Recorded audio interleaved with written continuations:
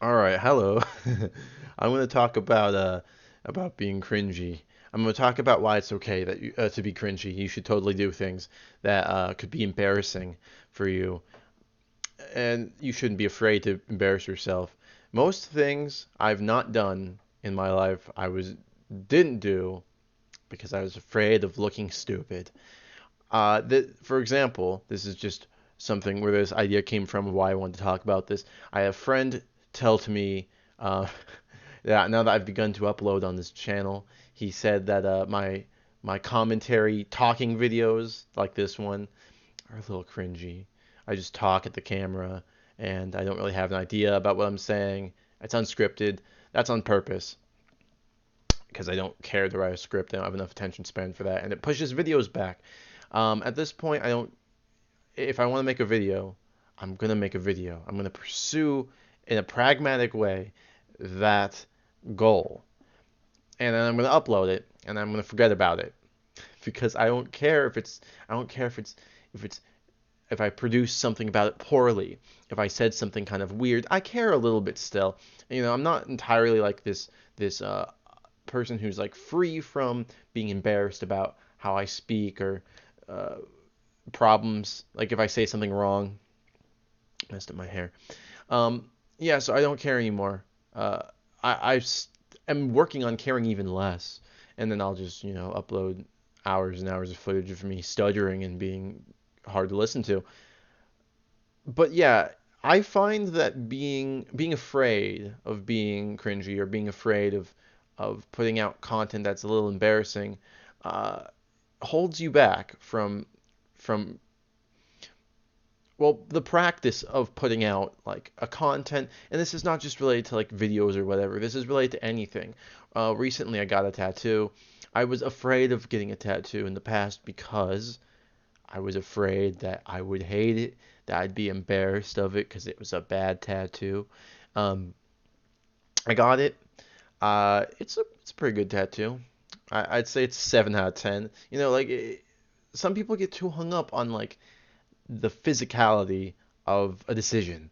Um, yeah, like anything you do is going to like be seen potentially by other people, and you don't want people to judge your whatever you do based on like a ill considered decision like getting a dumb tattoo. I had a cousin of mine. She got uh, a Garfield tattoo on her arm, and I think it says something like "I love lasagna" or something. Anyway, that is an embarrassing tattoo. I would have been pretty upset if that was the one I chose to get. But I mean, it's life experience, if anything. I don't think it's freeing to not be caught up with your own self-image. Um, and I feel like that's the problem a lot of people hold on to. They try to make themselves look respectable or astute. They put out this persona. I mean, everyone puts out persona of themselves when talking to other people. They make themselves look more interesting, or I know I do that. I do that a lot with the internet, YouTube and whatnot. I will say though, you need to expand what your consideration of that persona is. Because really, what you're trying to do is show people who you really are on the inside. You just can't let all that out at once because you'll scare everyone away. If you just start telling them everything, if you open up with your insecurities, people are going to not respond well to like you, and they'll go away. I have a friend. He does music, and in his music, he presents himself as this cool ninja guy who plays the guitar. And I was talking to him about his image, and he's like, I can't do X because my self-image wouldn't do that. Like I can't.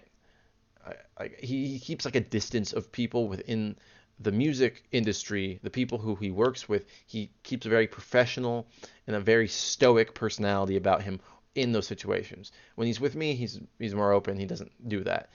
Um, but I think that's really restrictive.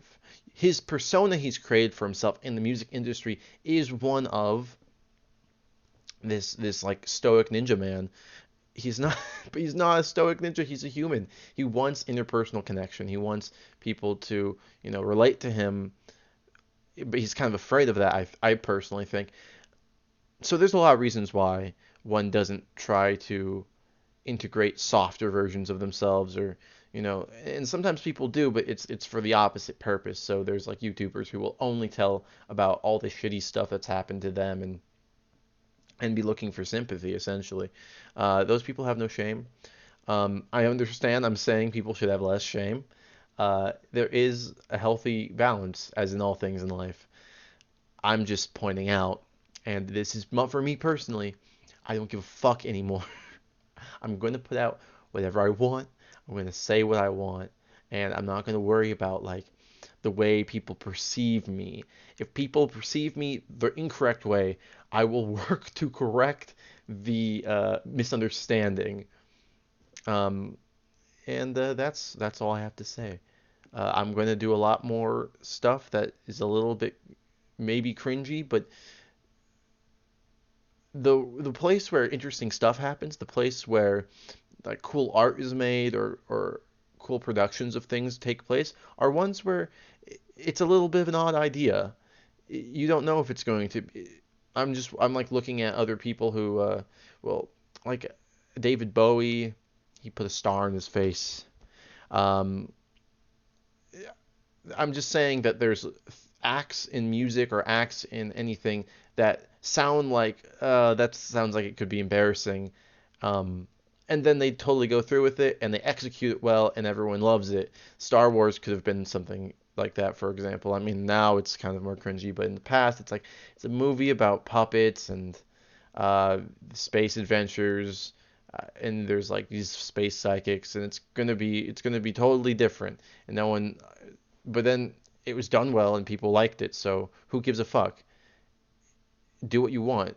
The world is you're gonna die, and and you better not regret never fulfilling your dreams. That's all I have to say. All right.